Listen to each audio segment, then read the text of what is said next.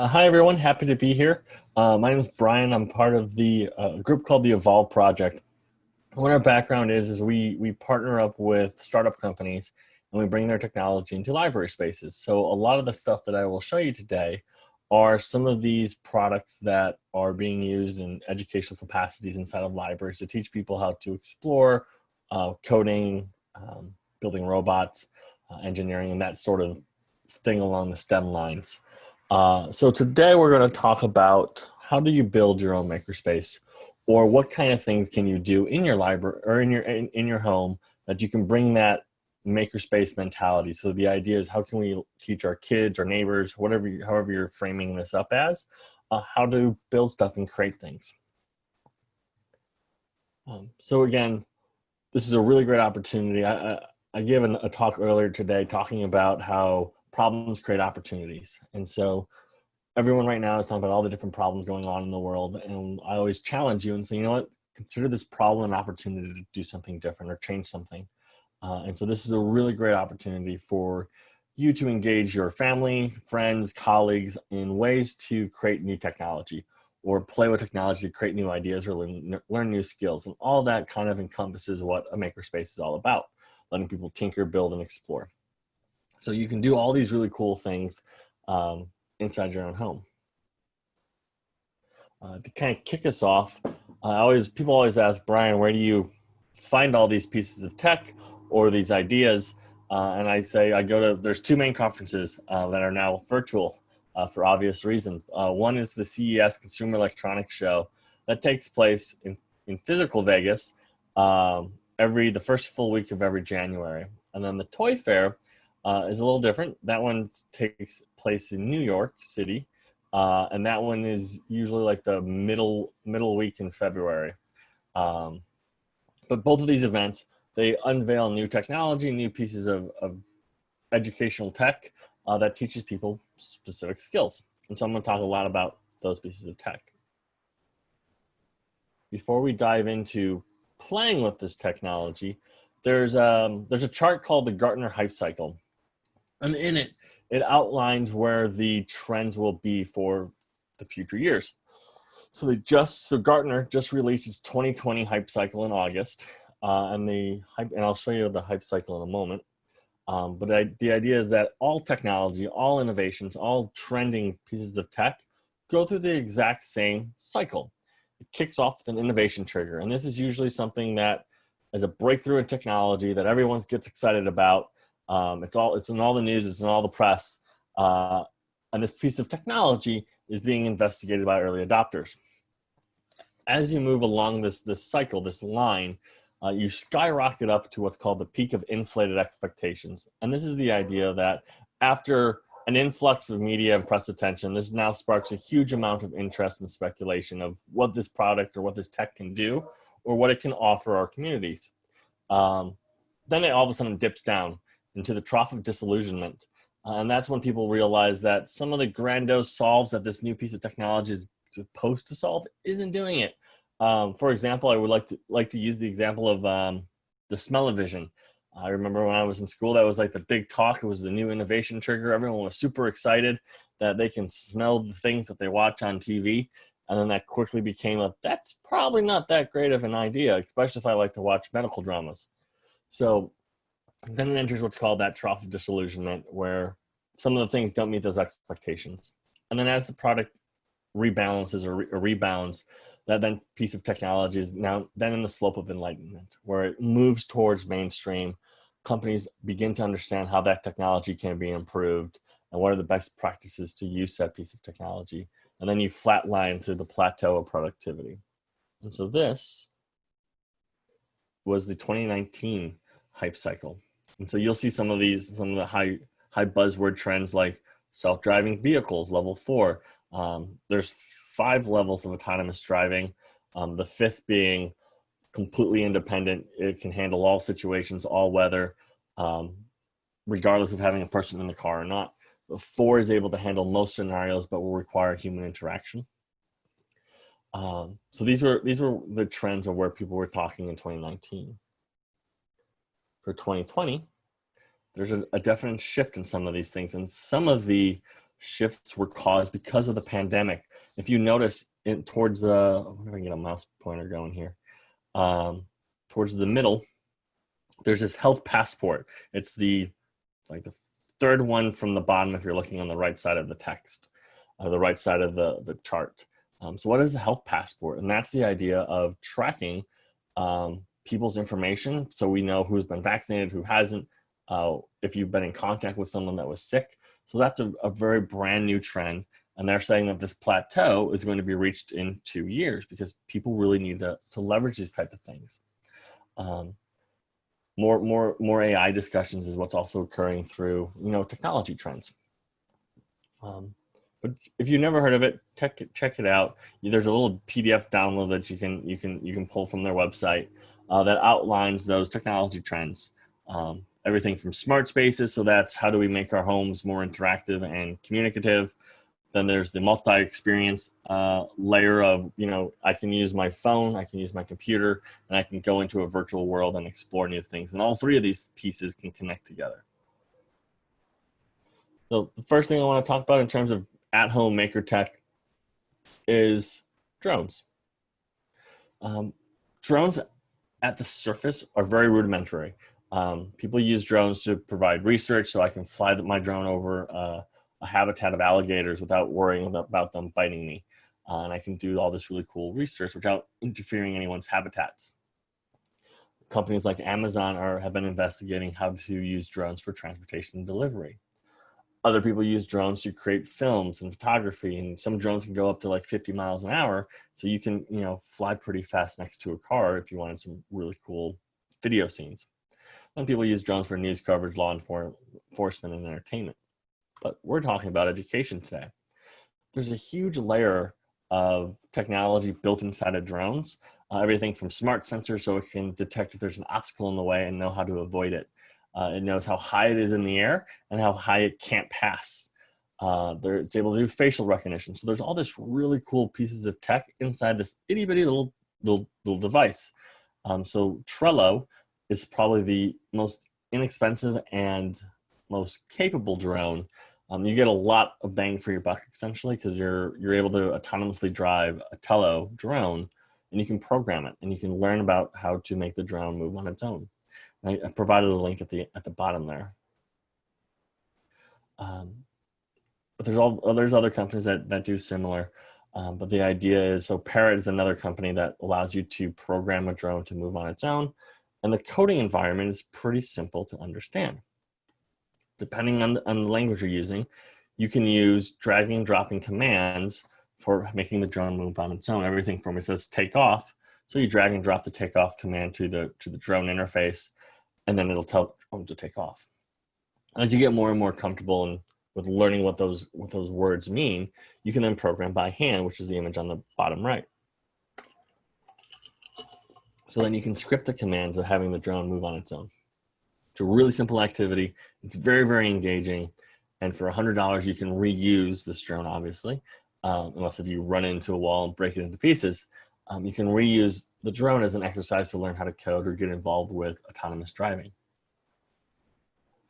Another really fun and exciting activity is building your own drone. I provided a link that can walk you through how to build your own drone with all the components you need. It is kind of challenging to build one from scratch, but it's a really great activity because we're all cooped up inside and we're looking for something to do. This is a fun project. It gets the whole family involved.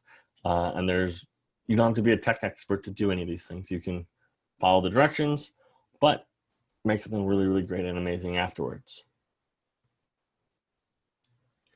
Then to take it a step farther, you're also able to fly drones simply by using your thoughts. There's a company from EggSmart that makes a drone makes a headset and a drone that you can move just by thinking about it. And that's what it looks like. So you're wearing a headset and you think take off, and the drone takes off. It's a very wild and interesting piece of tech that you can then take apart, learn from, code. For higher end type of experimenting with drones, check out the DJI Mavic Mini. I think it's around like $200, $300, but there's a lot more sensors that can go a lot farther. There's a lot of really cool capabilities with drones, and then you can go outside and socially distance, but fly all over town and seeing what's going on and all the cool stuff you're missing out on. Shifting gears, AR and VR is another big tech piece that people incorporate into at-home makerspaces, and the barrier to entry is fairly low nowadays. For a show of hands, how many of you are familiar with Pokemon Go? We probably have all either seen someone play it or had the guilty pleasure of downloading and playing it as well, trying to level up our Pikachu. So AR is a piece of technology that allows you to overlay digital objects into a physical space. Whereas VR, on the other hand, you're completely immersive. You don't see your physical surroundings. You see only this virtual surroundings. AR and VR as a whole has been around for a very long time now. If you remember a tool or an app called Second Life, where you create a virtual environment, that was one of your first versions of virtual reality that's fairly mainstream, that people recognize and are comfortable with. But AR is being used widely. So let's say you're not a biologist or an anatomist and you want to teach your kids or your family, about anatomy. You can buy an anatomy kit and an AR app that lets you scan the pieces, and it will teach you all the various components of the human body. Take it a step farther. While this necessarily doesn't fall along the lines of our at-home maker spaces, AR and VR is like a real thing. It's being talked about quite extensively and being used a lot more frequently. There's some stores that are piloting what happens if you use your cell phone to travel through the store to find out where all the sale items are. Or if you're visiting a city, to see all the highlights and specific tourist attractions. So San Jose created an AR app called Scan Jose, and it's where you can use your phone to scan the Californian city, all the different buildings, the history of the buildings, and so forth.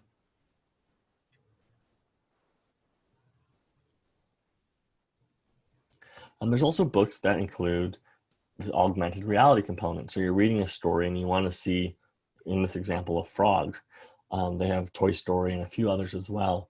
But you would basically download the app, and as you turn over specific pages, you can pull up a virtual representation of said character. So in this example of frog, and be able to blow it up on your phone to see more components of the frog, the tendons of the frog, etc. You can make it move, you can make it make sound.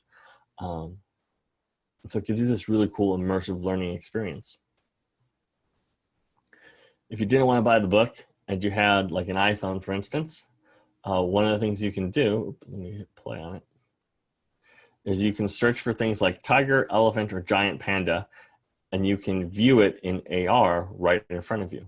So if you have a newer Samsung phone, or an iPhone, a newer one, you can do these really cool interactive scans where you can pull in a real life-size object of an animal and interact with it as if it was really right in front of you.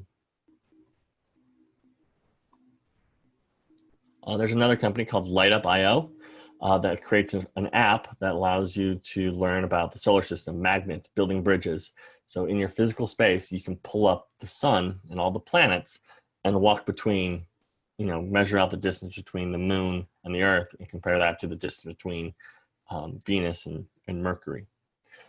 So there's just all these really neat little interactive pieces that are available to us through the use and power of augmented reality. And if you have questions, again, feel free to interrupt, and the slides will be shared. And I'll share my SlideShare link so you can download the slides if you wanted. So all these things are, so the Light app, for instance, is free right now. So you can play with this really fun AR interactive experiences without having to pay anything. There's a company called Orboot that creates an AR globe. So if you wanted to teach in your at-home makerspace all the different cities or food or animals that are in very specific locations on a map, you use your phone and the map, and you combine the two, and you can see what's going on in Asia and compare that to what's going on in UK in terms of what's a food culture and that kind of thing. It's a really great way to kind of spark creativity, and it forces you to learn while you're playing with the globe, essentially. Here's a couple other pictures as well that kind of highlight how this app works and how you can scan your physical globe in your physical space, but on your phone or iPad, you can see this digital representation of what you're looking at. This is a newer company called Aurora View. So some people have incorporated new storytelling mechanics in their makerspaces, whether that's at home or in a facility. And so Aurora View basically is a storytelling device. If you remember the click wheels, that you can then broadcast a story up on a wall. It's like a slideshow. Another really, really fun educational makerspace type tool that uses AR is called the Merge Cubes. It's like around $40. And you basically pay for the cube, and there's a couple free apps. You can pay for better apps like Anatomy, where as you hold the cube, a picture of the heart would appear. And then as you rotate the cube, the heart also moves. If you have kids or family that really love Minecraft, you can build Minecraft creations on this cube and rotate the cube to get all different sides of this 360-degree world. So again, we're using AR to learn in new ways and merging this digital environment into our physical environment. Putting this a couple slides, I think. Botsy is taking a little sidestep. So Botsy is a little robot that you can program to move on its own using very simple blocks. So it'll walk you through how to combine these blocks and then make this robot move. And that MSRP is $100. But again, this is something that's really simple to get into your own home makerspace and let people play. It also uses a layer of augmented reality as well. So you can, as you're building your set and you're not sure what to do, you utilize the app, it'll take a picture and it'll tell you which piece you need to swap out or what piece you need to add in order to complete it correctly. So we talked about AR, shifting gears. This is building your own headset. So building your own augmented reality and virtual reality headset so you can experience AR and VR. So a company called Leap Motion open sourced a project idea called Project North Star. So if you utilize the Learn More link at the bottom right, it'll walk you through how to build your own VR headset. Like very similar to building a drone. It's a lot of work, a lot of effort, but it's really, really fun if you can figure it out and make something happen. So here's a video of the software and how it would work while you're wearing the headset. That is your augmented reality. So you have your physical hand, and the augmented reality is the digital skeleton of said hand. So as you move your hands and fingers, the software moves as well.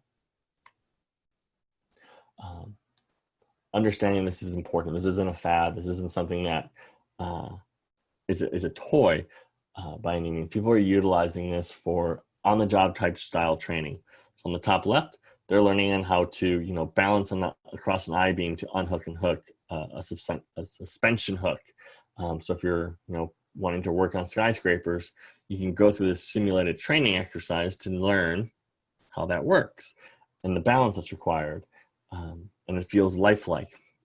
Medical field is using this hugely to teach people how to do surgeries and operations because it's very expensive to get a cadaver, but it's not expensive at all to have a digital representation of said operation and operating in the digital world. And then lastly, we talked about drones, and we're going to merge them together. You can do drones in VR. And by VR, I mean you're going to do a immersive experience of flying your drone around. And as you move your head, you can also move the drone or move the camera. So it's a really cool blend of the two ideas. And build your own, and you can build your own interactions. There's lots of AR and VR tools out there. On the extremely high end, and I mean extremely high end, you have the HoloLens and Magic Leap, which are both over $2,000. But they're incredibly powerful. So you can run massive programs that allow you to do a deep dive into a virtual world, walk around, and as you walk around, your character walks around and you can interact with people. There's an app called Spatial that basically does that. Where you can pull up blueprints in 3D design of a chair, for instance, and have multiple people spin the chair around to see all the components and how to build it. A competitor to HoloLens would be the Magic Leap, again, also over $2,000 on the right side. But there's also cheaper alternatives of these. Acer, Asus, all of your cheaper brands are all making these very simple Microsoft-based headsets. Or you can go the Samsung Facebook route. So the Oculus Quest 2 was literally just announced today, or at least publicly announced today. So the Oculus Quest 2, what that is, it's a self-contained headset for $300 and has all the tools that you need. You don't need to plug it into a computer to do fully immersive VR experiences. So you have controllers that you can then move and operate yourself in this virtual world. If you wanted to use a gaming computer and you had that computing power behind you, the Rift is another tool. It's very similar to the Quest, except you have to plug this into a computer in order to have that immersive experience. Oculus used to have a headset called the Oculus Go, which was about $150. You can find it on sale for about $120. It's since been discontinued recently.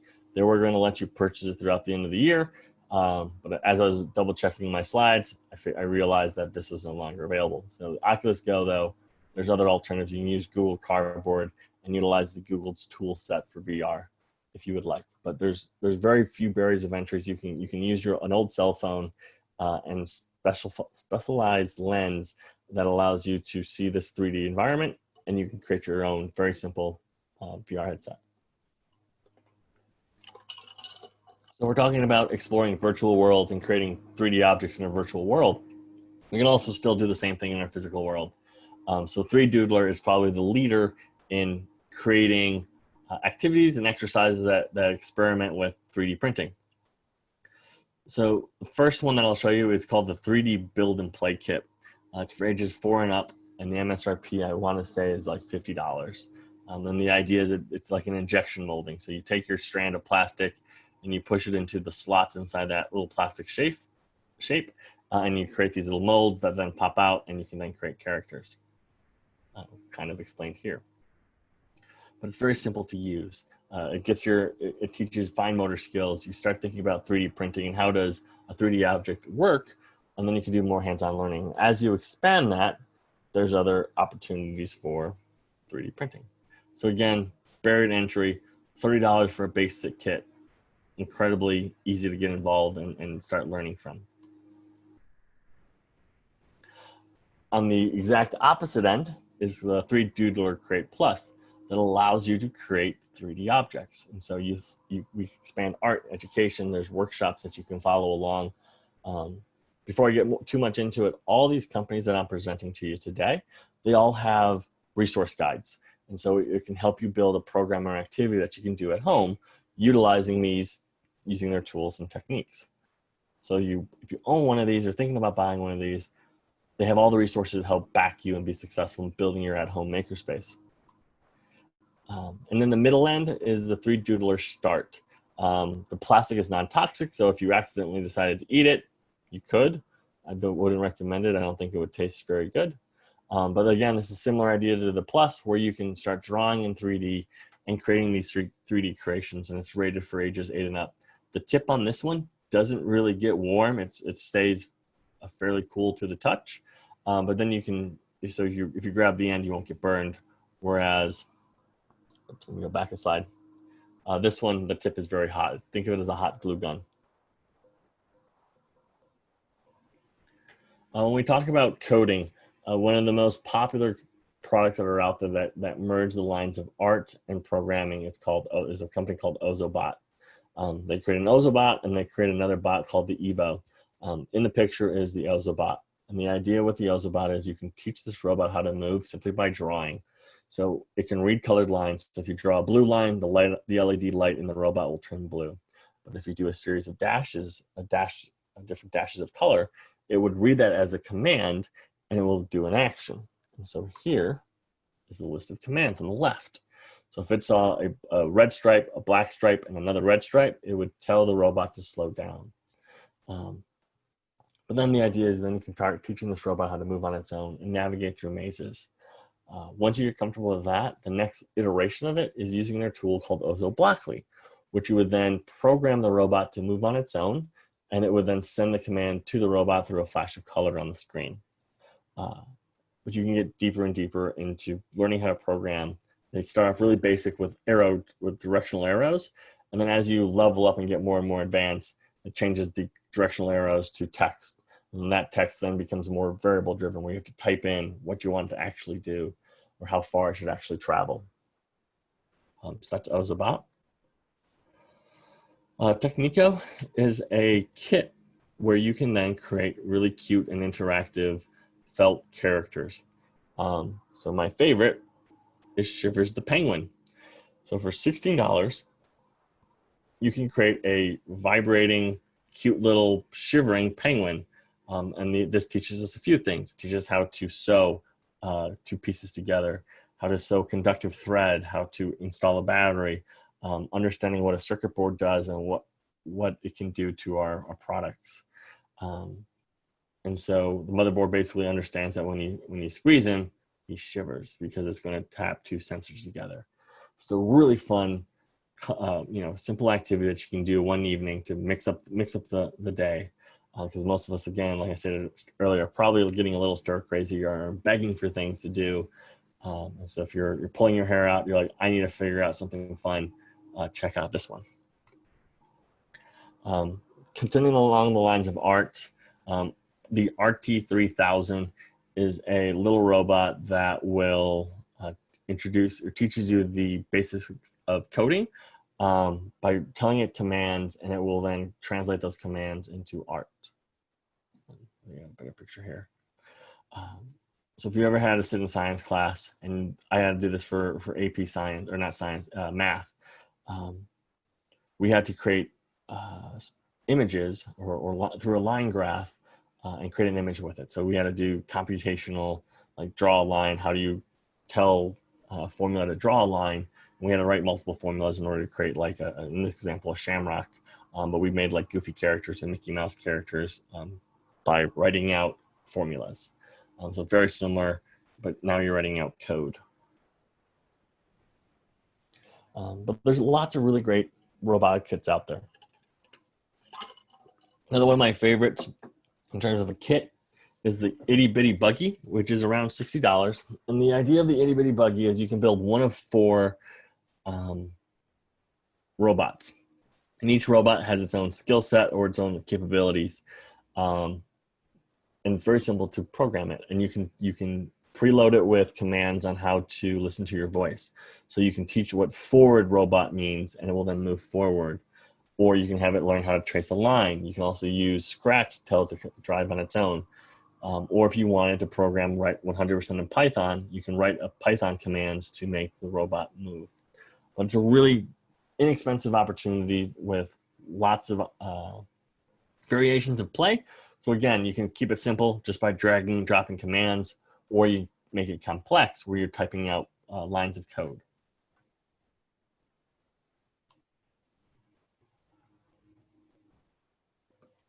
The Looney, and this is a choose your own adventure story hour.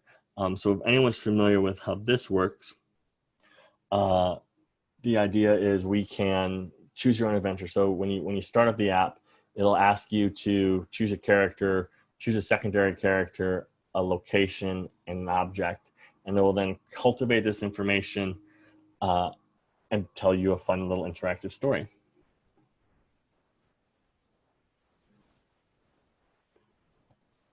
Zoomy is another tool that teaches us robotics, but also autonomous driving. So we get to learn about artificial intelligence with Zoomy. You would send it commands. You start out very simple with driving in a straight line and learning stop and start. But then you can start programming more and more with how to avoid obstacles, changing its facial expressions, and doing more of this AI type of interaction. So definitely check out Zoomy. In terms of apps, there's an app called Amplify Reading, and it's this research-backed environment. If you ever had I don't know if you've ever heard of Reader Rabbit. That was the game of choice back when I was in school that taught us how to read, and you move this interactive rabbit around to different parts of town to do activities and exercises. So Amplify Reading is, today's version of that, where we walk around town, we do different activities together, and we learn how to read, language skills, decoding, fluency, etc. I actually just got this to play with. So this is an AI tool called Roby. And the idea of Roby, it's on the little bit more expensive end, but the idea of Roby is it learns with you and it keeps you at pace. So it introduces some very simple STEM-based stories or exercises, and then over time it challenges you or challenges your kid, more learning opportunities, trying to stretch their limits of knowledge. It's supposed to be like this fun little interactive robot. When we talk about makerspaces, one of the things that always comes up is tactile play. Lots of people learn through playing with objects and using those objects to learn skills. So there's two main companies that are doing this with iPads or other tablets. So Shifu and Osmo. So this is Shifu. The idea is it uses the camera on the iPad to see the playmat, and whatever you have on the playmat and how you interact, it sends the commands of experience back to the iPad so you can see it in real time. So to explain this better using Osmo, Osmo has a different sets of games. You can do puzzle games where you use tangrams to create creations. You can use spelling words to create words, or you can use a number game to learn about math. So in this image, what we're playing is a game where you have to come up with as many words as possible using the Scrabble-like pieces. So if you spell what's in the image, then you get it right. So that's ice. So you spell out ice, it then sends that command to the iPad, and you get points. And you can play competitively because it's color-coded as well. And then here's all of Osmo games.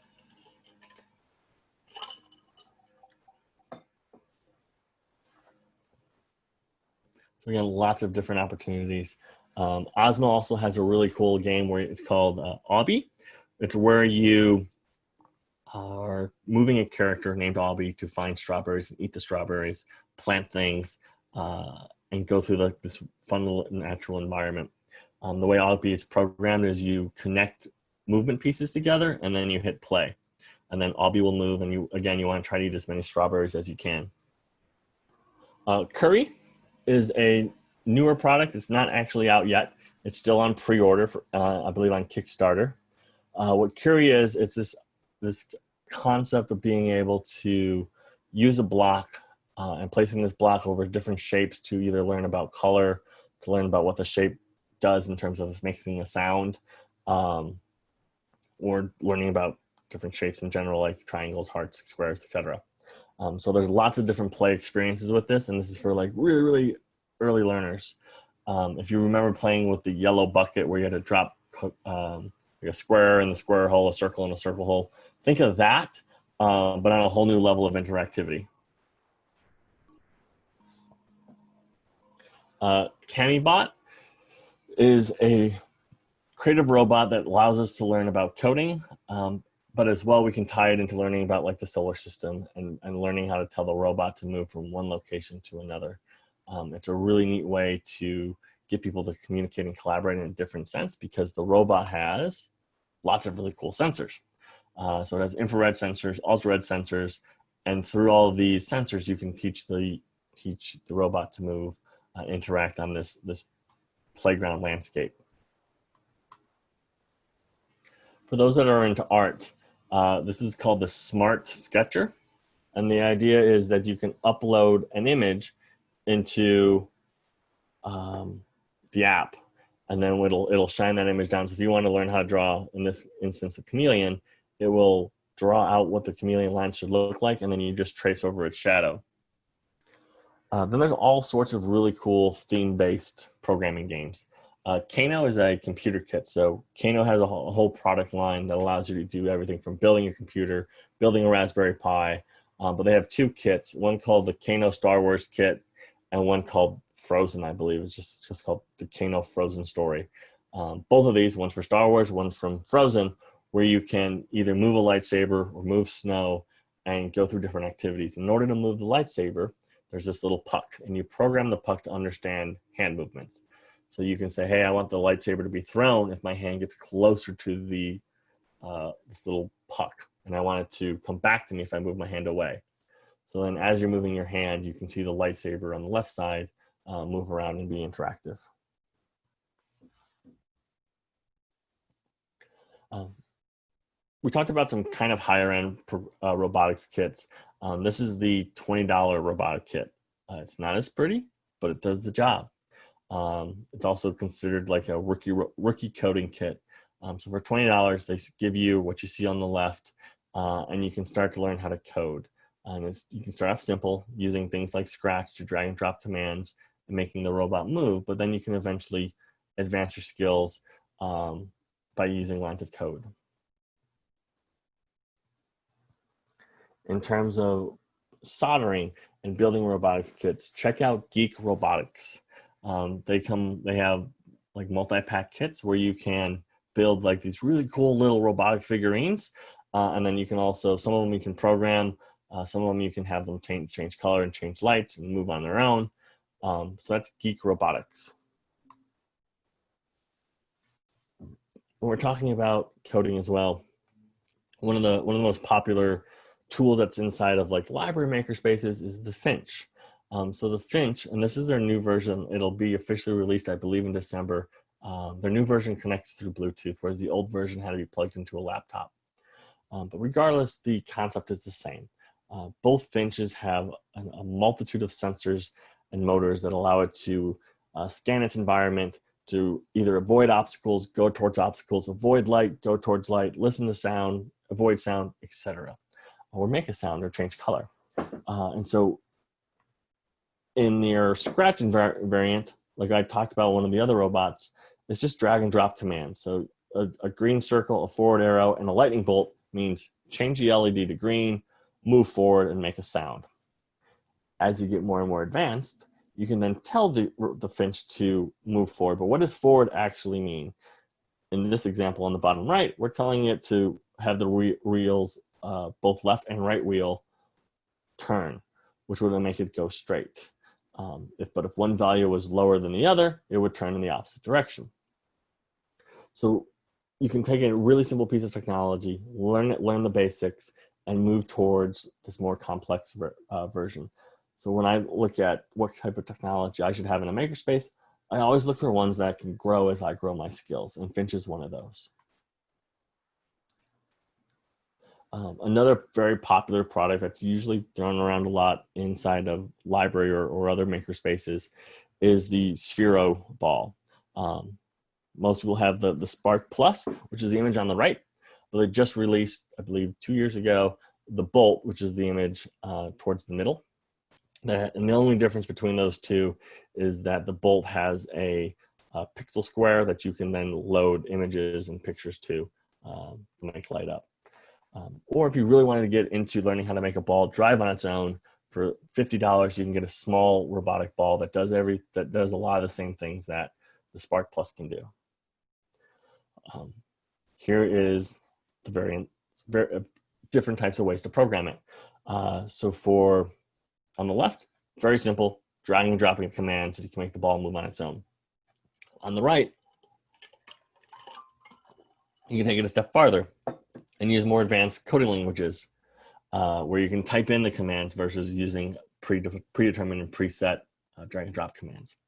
So again, we learn and we grow with it.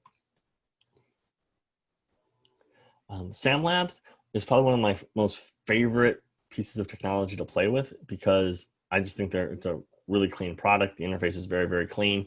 What Sam Labs is, it's the little cubes that each connect through Bluetooth to a tablet or a computer.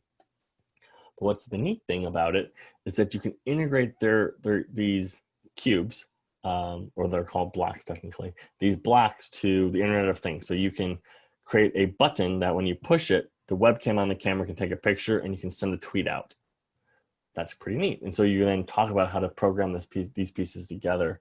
And it's simple, it's just dragging and dropping commands. So we drag and drop our digital representation of our blocks. We tell what each block is supposed to do. And when the action starts, the does happen, or the do's happen. So again, this is Sam Labs. Lots of really neat integrations.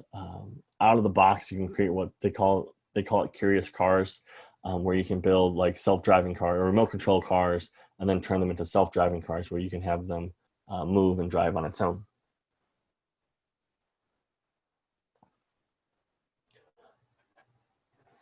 Another company that recently got bought, but they still exist, is the Wink robot. And the Wink robot is loaded with all sorts of different sensors and motors, gears, LEDs, light sensor, sound sensor, has its own buzzer. And so you can do all these really fun interactive programming experiences. It is a little bit more advanced though, because we're going to start coding with real words. There's no scratch variant to it. So if you wanted to change the ice pink, you have to actually say ice pink and then set its level of brightness, for instance. For those that are all about like the Mars rover, they made their own version of it called the Spirit rover, where then you can start learning about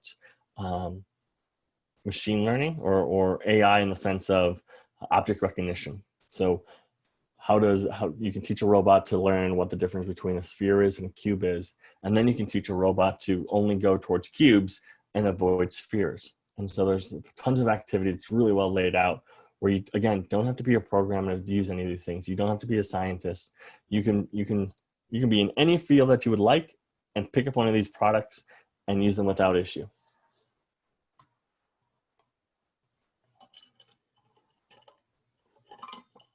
A cute little robot that's based out of Toronto is called Little Robot Friends, or LRF for short. And the idea is that there's these cute little interactive social robots, and then you can tickle their sides, touch their hair, and they will do things.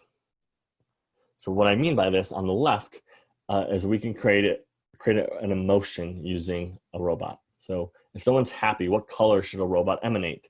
If someone's happy, what noise should it make? So if I, touch its sides and like tickle it, it should be a happy noise with, a green or a blue color. But let's say it was a sensitive robot and it doesn't like its hair's touch. When you touch the top of it, should it still make a happy noise or should it sound angry? What color do you think about when you say angry? You think about red. You think about a deep noise. So then these are conversations you take place so you can not only learn about emotions and experiment with emotions, but then push that emotion to a robot. Littlebits is another very simple and easy to use piece of technology to build your own at-home makerspace. So with Littlebits, it's each little piece in the Littlebit has its own function. So blue pieces are power, pink pieces are your input. So whether that's a button, a sound, or noise. And then the green is your output, whether that's lighting up an LED or spinning a motor or turning a fan on. And so you link these pieces together to create fun, interactive experiences. So they have all sorts of different kits and experiments that you can then play with and learn from. They even have kits that will teach you how to code. So as you build your circuit board, you can then code in this example, a NeoPixel, that little cube, and have it light up and change color. CircuitScribe is a tool set that allows you to draw and learn about circuits. There's a pen with conductive ink that you can then draw on paper, and then put these little diodes on top of it, these little plastic pieces with circuit boards on them, and you can make things light up, make things make sound. It's a really fun and simple activity to kind of tinker with and learn about power. And then you can take it a step farther. As you draw a longer line between the power source and like an LED, for instance, that LED light will become dimmer and dimmer because of resistance. So you can have all these types of conversations about electricity. And again, you don't have to be an electrical engineer to know them. It's just you follow the directions and it explains it for you. Probably one of the most fun and exciting at-home makerspace projects is Squishy Circuits. So what Squishy Circuits is, it's you can create your own Play-Doh essentially that's highly conductive. And then you put battery and power into your Play-Doh sets, and then LEDs, motors, gears, and lights. And you can then also learn about electricity this way. You learn about conductivity. You can learn about polarity, because if you rotate LED lights, for instance, there's a positive and negative, the light won't turn on. And you have all these discussions about how we're using technology to learn something as simple as this. So the Finch was a product built by Bird Brain Technologies. Hummingbird is their robotics kit. So you can basically build these fun little interactive robots using craft materials, things that you can have a dog bark and wag its tail and light up, when you walk up to it. So how do you build that? So take a look at their website. They kind of outline all of it. But it's a really fun way to learn about robotics. And then you can also do some really fun, simple craft activities. This is the coding interface. While it looks scary, it's really not that bad. So on the right side, you're basically going to drag and drop actions or commands, and then you link those to your circuit board. And it's all color coded, so you can't get lost or confused of what to do next. They'll simplify it as you play and build. When we talk about programming, not all programming has to be done with a computer. And Cubetto is one of those companies that says, hey, you don't need a computer to program. You just need a board and some tiles. So Cubetto is a cute little wooden robot that you can make move around on a play mat simply by using colored pieces. So as you see in the middle, that's your board. You would use your shapes to tell it to turn, move forward, go straight, and then the robot would do so. When we talk about robots as well, another fun one is Dash and Dot. What these robots are, they're interactive as you play. So if you get an exercise right, it gets excited, it'll dance, it'll do its disco lights to help encourage you to continue learning and exploring. So this is what the app looks like. Again, it looks crazy, but it's not that bad. In the simplest forms, what we're telling the robot to do is change light colors. You're dragging and dropping the light sources into your playscape, and when you hit play, it'll cycle through those movements. Or if you wanted to get more comfortable using Scratch, it does the exact. It has its own tool set where you can drag and drop commands to make the robot move on its own. And if you didn't like doing that either, you can just drive it like a remote control car. You can have its lights or its eyes change color and light up. But it makes these really cute little interactive noises. So as you play, you get excited because the robot's excited for you. Cubelets is a product from Modular Robotics. And what you can basically do is you build a robot using little cubes. So each cube has its own function, whether that's providing power, providing an input, whether that's a light sensor or a distance sensor, and then an output, whether that's a motor that moves or an LED that turns on. And then you can then program these and change its variables and understand how they interact and work together. And then again, back to Scratch, this idea of dragging and dropping commands in order to make the robot do something. So a lot of these products have this component of where you can program it to move on its own. But you might be asking yourself, Brian, you keep mentioning these products can move on its own. How does that help? So the idea of learning how autonomous driving works is one component, but then automation is the other. And so if we were to build a maze, for instance, and tell the robot to traverse across the maze, how does it know when to turn right and continue going forward down the maze path? So how many steps does that take for the robot to know, or how many steps does it take for the robot to clear that path successfully without bumping into a wall? So that's what I mean by self-driving.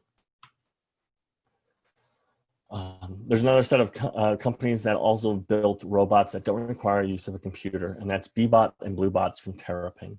So Bluebot is a Bluetooth-driven robot, which is the image on the right, where you can either use your phone or use what this little boy is using as the tactile reader to make the robot move. So you either using the tactile reader, line up your commands to make the robot move on its own, or using an app, you would use something like Scratch to tell it to navigate on its own. So we're almost out of time. I'm kind of wrapping it up now. I showed you a lot of really cool products and projects that are out there. I always tell people to start small. If you're like, wow, I want to teach my kids how to program as soon as this webinar is over, I'm gonna go buy everything. I tell you, don't.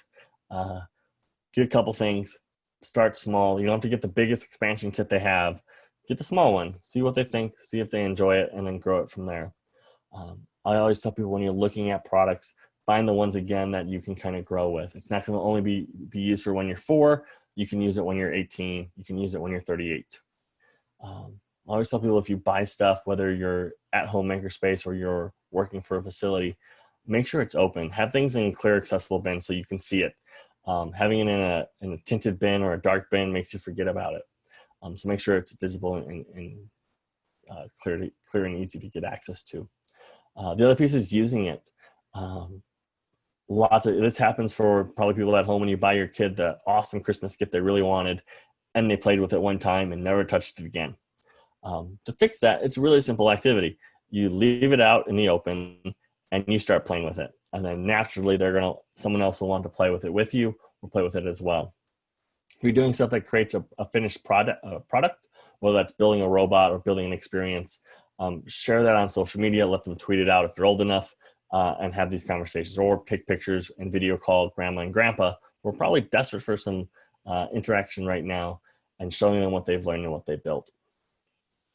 The other thing that I always tell people too is it can be anywhere. You don't need a room dedicated to building your own, at-home makerspace. You don't need to have space reserved for it. It can be anything that's on a card table. You can pull it out of a clear box, put it on your coffee table, and say, hey, today we're going to play with, Dash and Dot. We're going to learn how to program a robot today.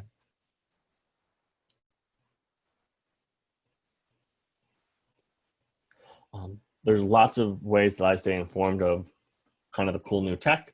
I already talked about the Consumer Electronics Show. There's another conference called South by Southwest that unveils occasionally new pieces of technology, but it also does a lot of talking about innovation, education, and it builds all this hype and excitement around it.